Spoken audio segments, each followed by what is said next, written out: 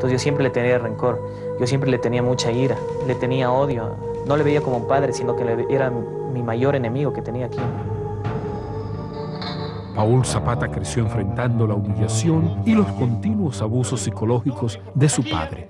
Paul, dime un poco acerca de tu infancia.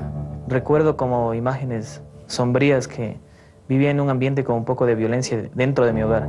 Pero en sí lo que marcaba todo esto era mi padre, el que generaba la violencia. Entonces yo al ver que él trataba de maltratarle psicológicamente y algunas veces físicamente a mi madre, eso generó un temor en mí. El hecho de que su apariencia fisonómica fuera diferente al resto de la familia ocasionó que su padre lo desprecie y lo niegue como hijo. Por hacerme daño a mí, le hacía daño a él. Quería maltratarle, pero yo nunca permití que le estropeara físicamente. Mi madre trataba de protegerme y él trataba de hacerme daño. Trataba de desquitarse muchas veces conmigo para hacerle daño a mi madre también. Dime qué tipo de maltrato te daba tu padre. Un maltrato emocional, un maltrato psicológico. Él me decía que yo no sirvo para nada, que soy un bruto, que soy un tonto, que soy un vago. Y eso comenzó a agravarse desde muy temprana edad en mi vida y yo comencé a creerlo eso. Entonces yo cuando ya crecí, yo sabía que yo era un vago, que yo era un tonto y que no servía para nada. Y esas palabras dejarían una huella muy profunda en la vida de Paul. Marcó todo el principio de mi juventud.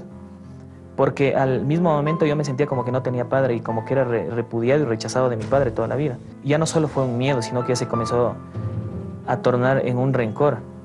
Entonces yo siempre le tenía rencor, yo siempre le tenía mucha ira, le tenía odio.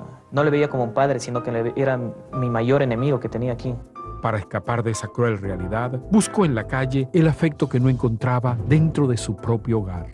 Comencé a juntarme con ellos y comencé a llenar ese vacío. Y mi vida se tornó ya a la calle. Es como que ya encontré una familia en mis amigos. Y junto a sus nuevas amistades, iniciaría una etapa de vicios y adicciones. Me comencé a acostumbrar al alcohol y así fue en secuencia. Después ya no lo podía dejar. Y no llegaba a la casa pronto a dormir. Y como madre me preocupaba dónde estaba, le llamaba, lo buscaba, pero no lo encontraba. Llegué hasta el punto de tomar todos los días. No descansaba ni el día domingo.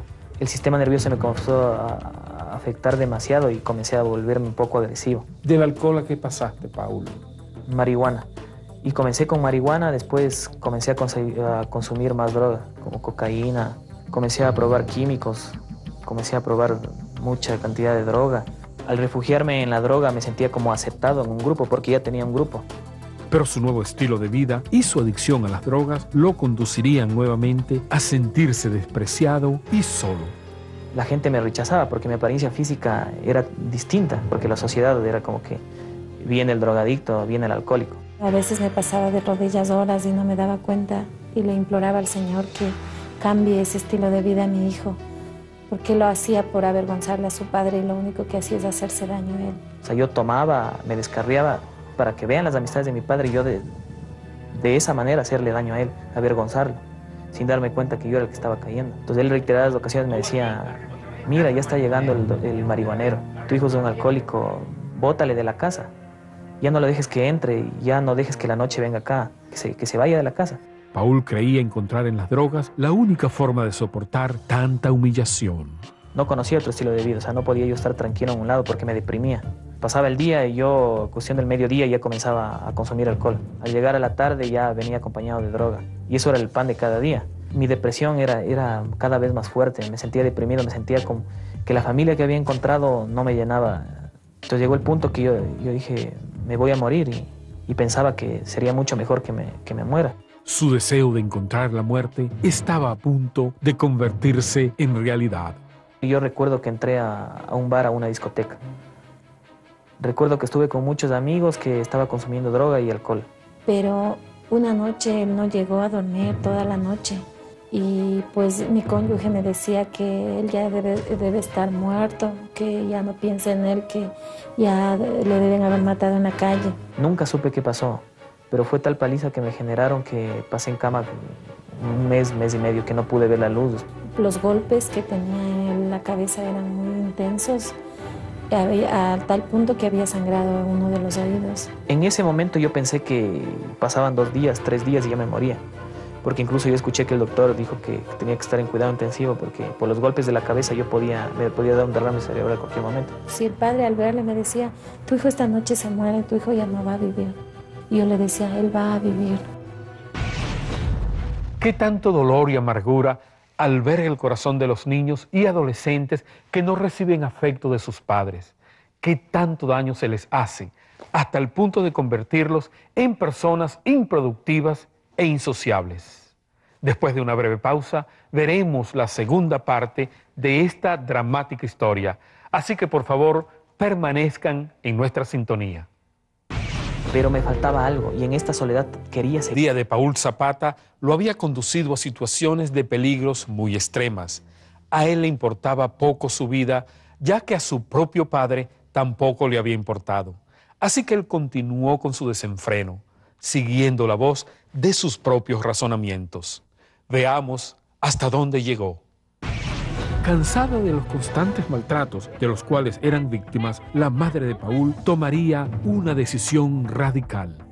Yo decido apartarle a mi esposo del hogar porque sabía que hacía mucho daño tanto a mí como a mis hijos. Pero mi madre ya no podía seguir soportando esa situación hasta que tuvo que demandarle a la comisaría de la mujer para que él abandone el hogar. Luego de mes y medio de someterse a un tratamiento médico, Paul logró recuperarse físicamente. ¿Cómo se inició el proceso de cambio en tu vida? Yo dejé lo que era mi vida en la calle, yo dejé lo que era mi vida cerca del alcohol y de las drogas y con malas amistades. Entonces fue el comienzo de un yo sí puedo. Entonces yo comencé a dejar el vicio por el deporte. En sí lo que comencé fue el entrenar en el gimnasio, comencé con el culturismo. Después comencé con el ciclismo de montaña, con natación. Entonces ya era una vida sana que comencé. Entonces ya estaba mucho mejor y todos vieron un cambio en mí. Ya no había alcohol, ya no había droga, ya no había ese dolor. A pesar de haber dejado las drogas y el alcohol y de haber iniciado una nueva etapa, Paul no comprendía por qué en su corazón había un profundo vacío. Pero me faltaba algo y en esta soledad quería seguir llenando ese vacío. Entonces comencé a llenarlo con mujeres en ese momento. Me metí con una mujer casada, me enamoré mucho de esta persona. Al pasar el tiempo, ella me cogió y me abandonó. Yo me quedé totalmente destrozado, porque veía mi vida, el antes. La vida de Paul tocaba fondo, no soportaba más sufrimiento. Por su mente pasaban las escenas de dolor que había vivido y que no quería repetir. En su desesperación, él buscó ayuda. Yo sin darme cuenta llegué a la casa de un amigo que era cristiano y que acudía a una iglesia. Cuando llegué a la casa yo topé su puerta y le dije, ¿sabes que estoy mal? Me pasa esto. Cuando él llegó dijo, ¿sabes que Dios te ama y tiene un gran propósito contigo? Cuando yo escuché ese gran propósito, era lo que pensé en todo el tiempo, un nuevo comenzar. Y en ese momento recibiría una invitación a un lugar especial. Me dijo, si tú deseas vamos a mi iglesia. Le dije, ok. Para mí todo fue algo nuevo. Sentía claramente la presencia de Dios. Desde que entraba yo ya comenzaba a quebrantar mi corazón. Cuando hicieron la oración de salvación, dijeron que pase al frente quienes querían recibir al Señor Jesús. Yo recuerdo que todo lo que hablaban era para mí, sentía claramente que Jesús me estaba hablando a mi corazón. ¿Recuerdas la oración que le dijiste esa noche al Señor Jesús? Yo le decía, Dios mío, yo he probado de todo, he pasado todo, he vivido cosas muy duras. Y decía, tómame porque tú eres el único que me puedes llenar. Lléname y haz todo lo que tú quieres hacer en mí. Comencé a leer su palabra, comencé a escuchar las prédicas en la iglesia y era Dios hablándome por medio de las personas y por medio de su palabra. Y lo único que yo escuchaba, tú todo lo puedes. Entonces era como cuando al llegar yo allá encontré a mi padre, mi verdadero padre, y que él me tomó en sus brazos. Era mi padre bueno el que me acogía y me decía, sabes qué, hijo, levántate, tú todo lo puedes. Paul encontró en Jesús una nueva oportunidad de vida y sobre todo el amor del Padre fiel y amoroso. Primero me sanó mis heridas porque yo llegué a la iglesia a la presencia de Dios con demasiadas heridas. Estaba demasiado lastimada de la vida. Él cogió y me restauró y me sanó totalmente. Y siento el amor cada día que me levanto, cada día que camino, cada día que me acuesto, siento el amor que Él está junto a mí. He visto un cambio total de Paul. Hoy él es un hijo de Dios que le sirve. ¿Qué tan agradecido estás, Paul, por lo que Dios ha hecho en tu vida? Totalmente agradecido porque no solamente que vino a ser el padre que yo nunca lo tuve. Desde ese momento lo que yo más me proyecto es a vivir para cumplir el propósito con el que Él me envió. Quiero ser el discípulo de Él siempre, hasta el día en que yo deje la tierra y estar junto a Él. ¿Has logrado perdonar a tu papá? Sí, yo ya lo he perdonado. Cada mañana yo al amanecer oro, clamo a Dios, le digo que lo tenga en su gloria, que mande personas que lo puedan compartir, su palabra. Si yo lo vería, le dijera que primero perdone si es que yo algún momento le ofendí o le dije algo, que yo de corazón yo lo he perdonado y que le amo mucho. ¿Qué le dirías a un joven que se encuentra en las mismas circunstancias en las cuales tú te encontrabas? Yo lo que le diría a esta persona es que él piense que existe un Dios y que Dios está en el control de todas las cosas y que Él sobre todas las cosas nos ama y que lo único que haga es que coja, que ore y que le